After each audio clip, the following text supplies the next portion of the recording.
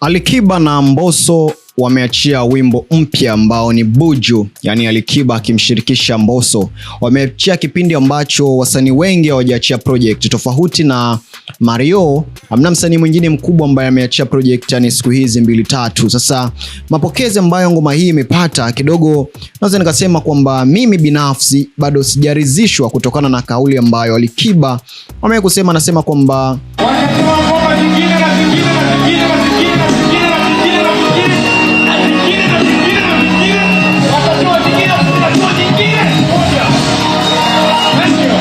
kitu ambacho nilitegemea baada ya ngoma hii kuachiwa ndani ya muda mfupi tu kama saa 24 basi itafika hata viewers milioni 1. Of course imefanikiwa kuingia namba 1 kwenye trending.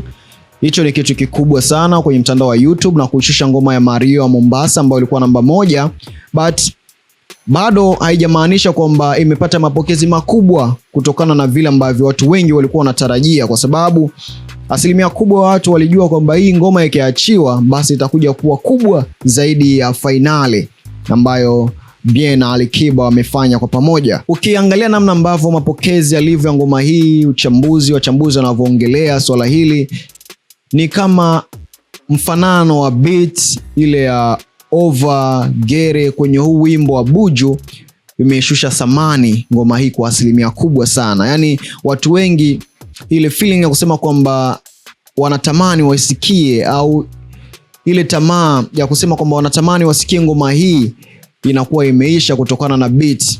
Melody ni kali, uandishi mzuri sana. Of course kwenye huu wimbo wameandika kweli, kwa sababu Mbosso ni moja kati ya waandishi wazuri sana, Alikiba pia vile vile. Kwa hiyo kitu kikubwa ambacho amefanya kwenye ngoma hii ni uandishi mzuri sana, lakini pia na video kali. Video ilikuwa ni bora sana, lakini pia uandishi mzuri. Kitu ambacho kimekuja hapa kushusha thamani au wimbo, beat ya Over na Gere kufanana na wimbo huu wa Buju, ni kitu ambacho kimeshusha wimbo huu thamani. Estukizi anasema kwamba ameanzisha sound mpya ambayo ni Afro Mwambao, ndio maana unasikia kama beat zimefanana, ila hamna mfanano wote kati ya ngoma hizi, lakini tu labda niyo sound moja ambayo ni Afro Mwambao ambayo yeye ameanzisha, ndio maana watu wanasikia kuna mfanano, lakini hamna mfanano wote. But in fact ukikaa chini ukisikiliza ngoma, kuna vitu ambavyo unasikia huko kwenye Over, unasikia huko kwenye Gere, na unavisikia pia kwenye Buju. Kwa hiyo inakuwa ni kuna kukopi, amekopi huku, amekopi na huku, amekuja kupaste tu, kitu ambacho kimeshusha kwa asilimia kubwa wimbo huu thamani. Upande wa video, ukiangalia video imeachiwa jana, ni moja kati ya video bora sana. Yani wimbo umeshushwa thamani na audio, lakini upande wa video pia umekuja sasa kupewa thamani kubwa. Kwa wimbo wa Buju, kitu ambacho kinaubeba sasa hivi ni uandishi, melody na video. Ile upande wa production, yani beat, of course kuna vitu vingi sana ambavyo ni copy kutoka kwenye nyimbo za wasanii hawa, japokuwa ni wasanii wenyewe ndio ambao